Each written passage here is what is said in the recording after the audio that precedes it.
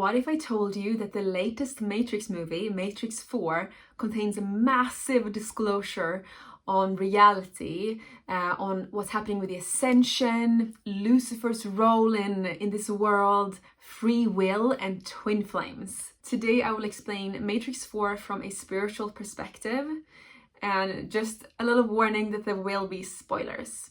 I watched the latest Matrix movie on the cinema yesterday and I took some notes on my laptop.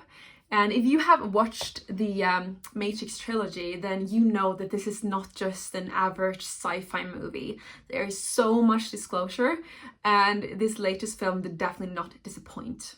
Now, I'm not saying that we live in a computer simulation, but what all God-realized masters have been saying throughout history is that this physical universe is an illusion.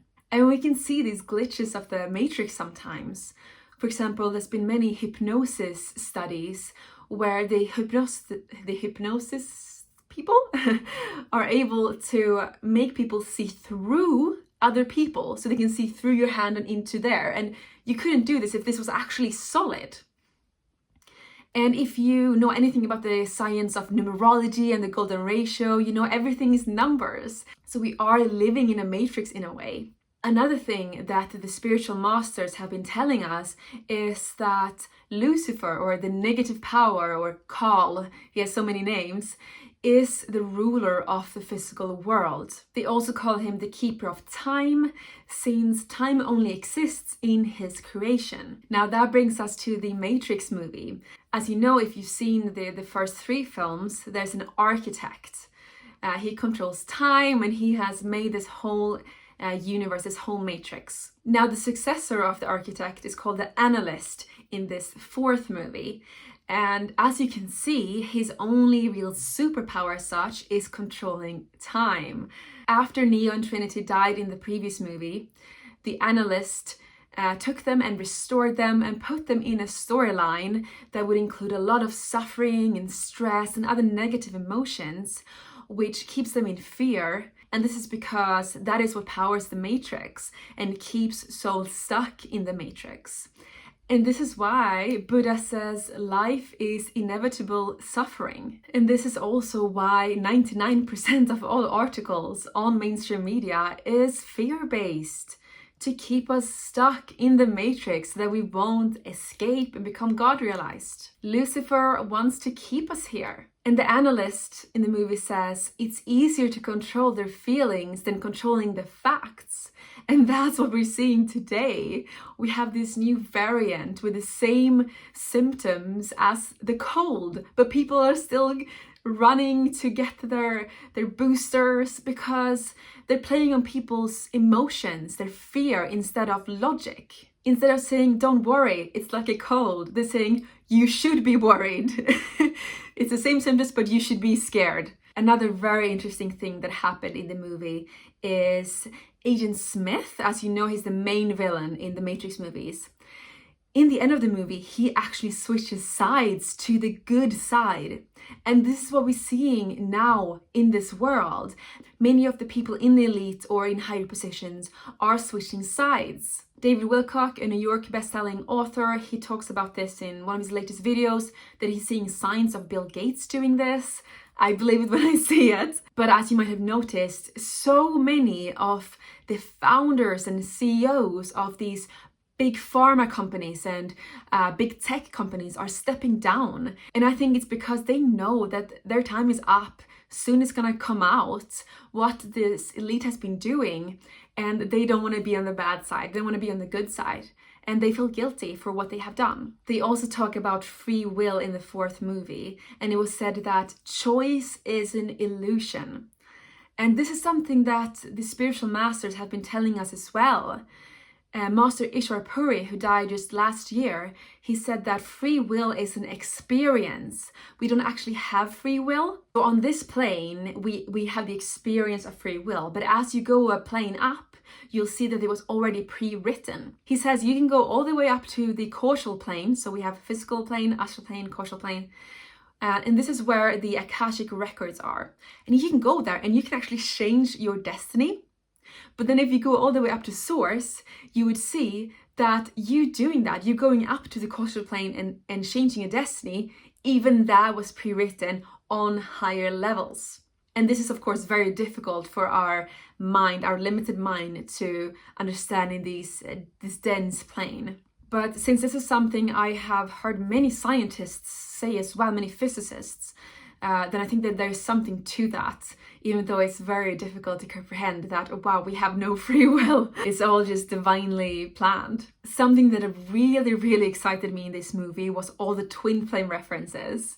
As many of you know, I have another channel called Twin Flame Guides, where me and my twin flame, my other half, we teach people how to reunite with their other half, their divine counterpart. The analyst, so in this world it would be Lucifer incarnated, says that we get the most power when you two are close, but not united. So many lightworkers like you have a twin flame here on Earth, but most of you are in separation, so you haven't met yet. And the negative power does everything to keep you apart, because twin flames in unions are so powerful, and that is what this movie was all about. In most lifetimes, twin flames meet, but there are so many obstacles that it always ends tragically.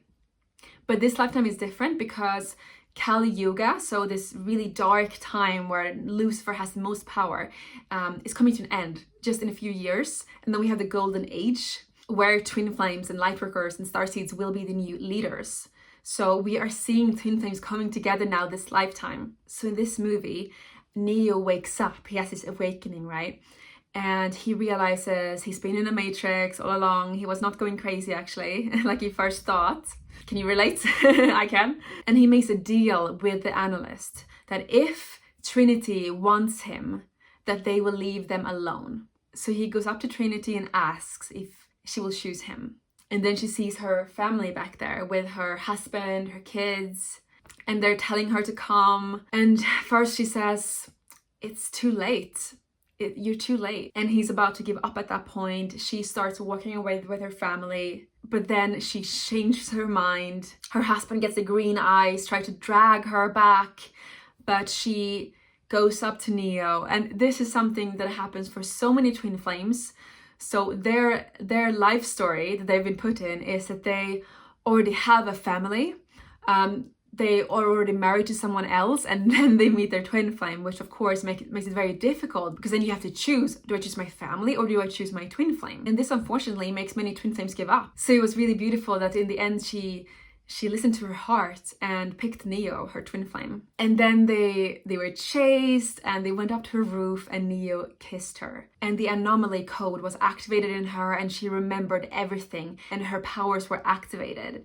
And that's what happens when you meet your twin flame. You start remembering again your divinity, and your psychic powers slowly get activated over time. When me and Steph met, we both had Kundalini awakening experiences with the energy rushing up our spine, third eye pressure. So this is all very common. And then after the kiss, she was actually able to fly, which was beautiful. Now, if you have met your twin flame, don't jump off a building, okay? It will take a while until you can levitate. Another interesting thing that happened in the movie is Agent Smith.